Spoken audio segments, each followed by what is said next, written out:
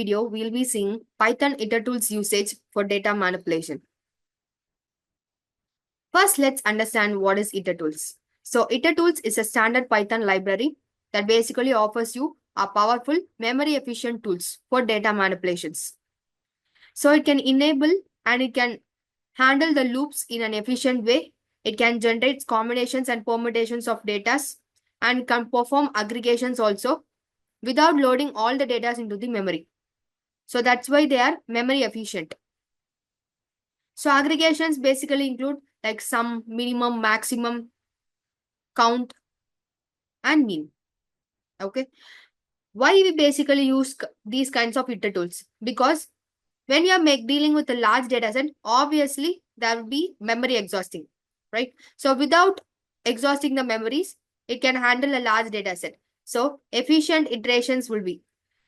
And then there will be a clean, concise operations on the iterators also. So there will be a functional programmings. And since it doesn't, it makes the efficient memory usage, okay? And it can generate elements only when needed. Okay, so for lazy evaluations, we'll be making use of these Itertools such that it can handle loops, combinations, and aggregations in an effective way. So where are these Itertools are basically used? They are used in case of data aggregations, Cartesian products, filtering data streams, and combinational operations. So now let us see some of the practical ways where these Itertools are basically used. So first is chain operations. Okay, so chain method basically combines multiple iterables into one seamless iterators. So what are those iterables basically includes? So iterables includes list, tuples, dictionaries, sets, strings. Okay, these are called as iterables. So let us assume, so from Itertools, we have to import the chain method. We are having two different lists, list 1 and list 2. So when we make use of chain, what happens? It will be combining two iterators, that is list 1 and list 2 on a single go. So in a result, you'll be having all the elements, okay, which is under list 1 and list 2.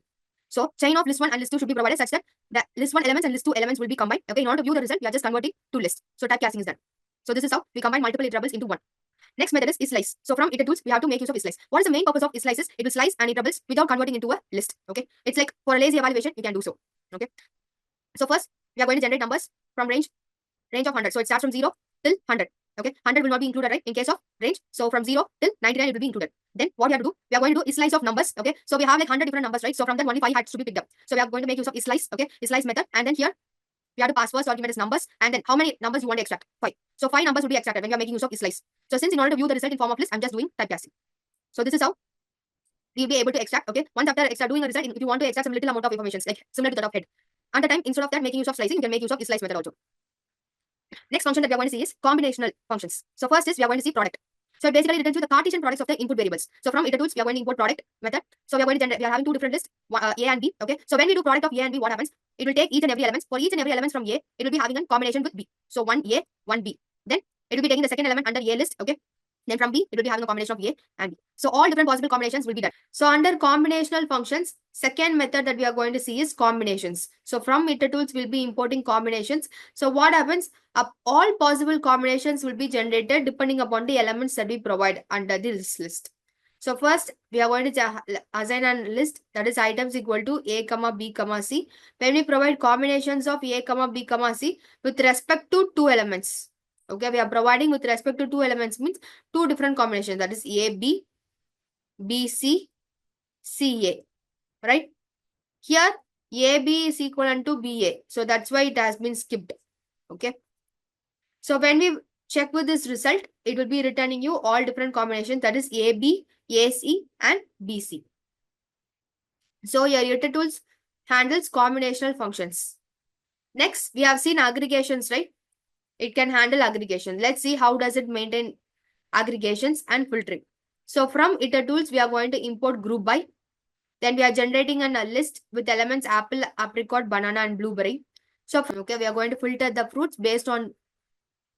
So we are going to filter it based on the first character, right? So key should be activated. So key should be activated. Here we have to make use of lambda function. So lambda x means first time x will be assigned with value apple. Okay. After x is assigned with the value apple, what you are going to do? First you have to extract this A.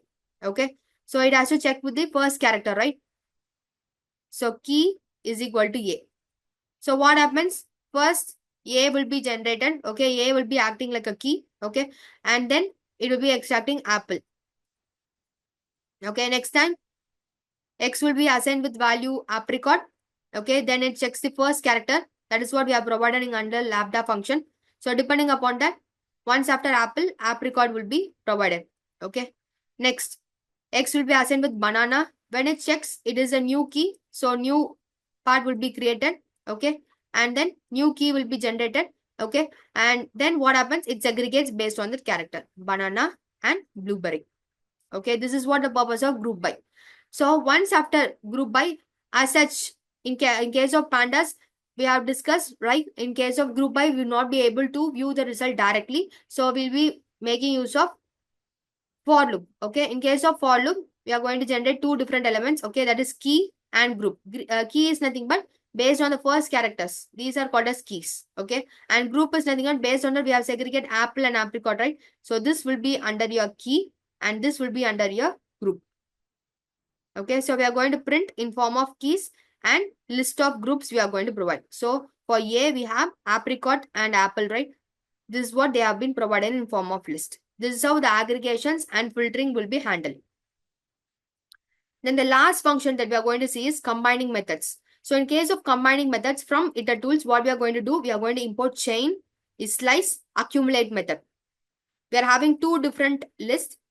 What we are going to do is, we are going to chain both the elements. Okay, chain both the iterables. Like it will be having all the elements in a single go. So first, chain of list 1 comma list 2 will basically provide you this element. Okay, it will combine both the elements from all the elements from both the iterables. Then we'll be making use of slice method.